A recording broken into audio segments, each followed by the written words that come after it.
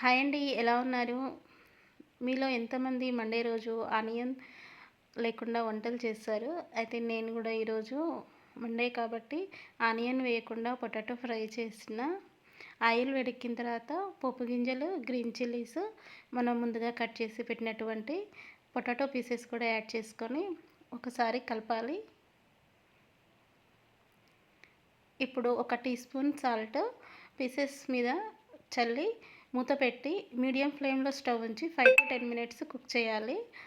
తర్వాత ఒకసారి కలిపి పసుపు మరియు కారం పొడి కూడా యాడ్ చేసుకొని మంచిగా కలపండి.